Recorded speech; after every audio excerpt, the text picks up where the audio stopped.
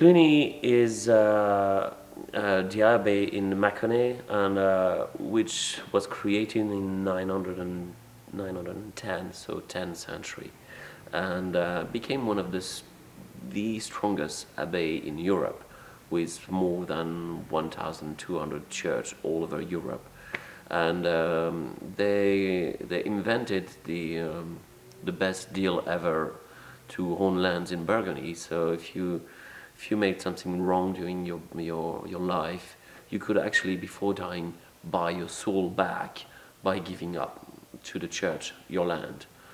After 200 years, so the 12th century, Cluny owned 5,000 hectares of land and 20,000 hectares, 5,000 hectares of vines and 20,000 of agricultural land. And I mean, there is not a single domain in the world who has that much land today. And so maybe we should work back on that.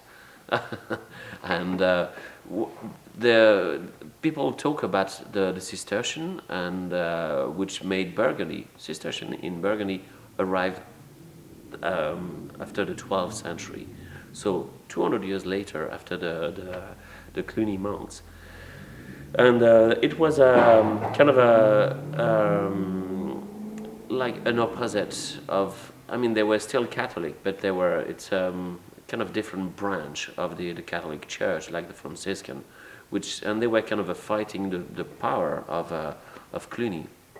Cluny was kind of scared Rome in a way, because they were scared that at one point Cluny would become the center of the Catholic Church.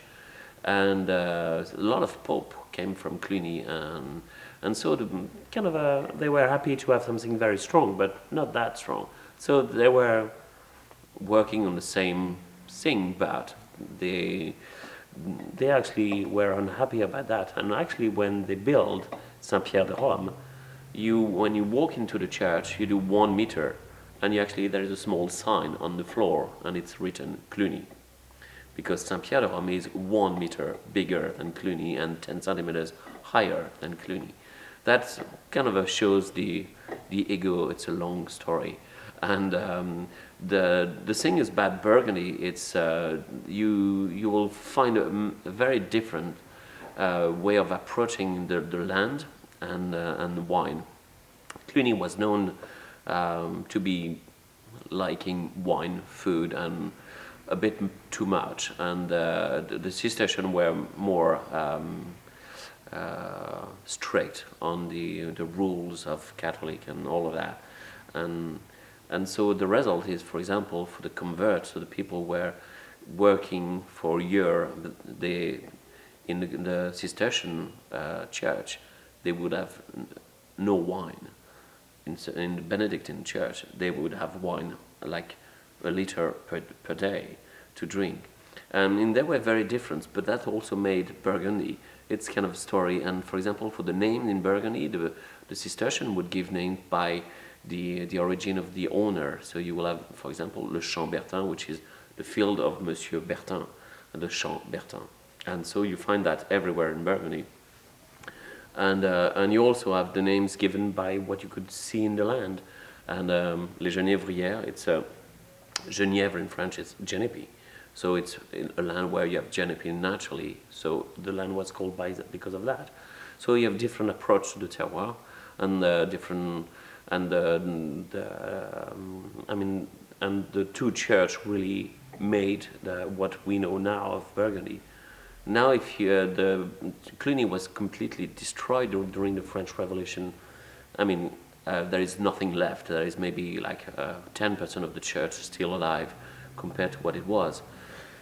And all the land's been redistributed to people, and so actually the Cluny fall completely. And the Maconnais kind of followed that in terms of wine. If you look back at the Maconnais, now we only have 30% of what was planted in the 18th century. And so there is tons of lands which used to be planted in vines. And why we didn't replant that when the Côte d'Or and the Côte Bonne did replant, it's actually because in the Maconnais, a classic farm would be a tiny bit of vines, a tiny bit of field where you would have a cow or whatever, and a tiny bit of field where you would grow some whatever for feeding people. And that was a classic system, because the Mâconnais has it's much more chaotic. So you can't put vines everywhere, and actually you can put field at some point. So a small farm, when they had the phylloxera at the end of the 19th century, instead of replanting vines, they just had a new cow, and you were making as much money with a cow than with wine, which is not the case. In the Côte d'Or or the Côte de Beaune, there were vines everywhere, and the vineyard was very concentrated in one place. So when they had the phylloxera, they actually replanted all the vines. So the vineyard is back into that. When the Mâconnais kind of lost some of his history and lost of some of that knowledge, and that's life.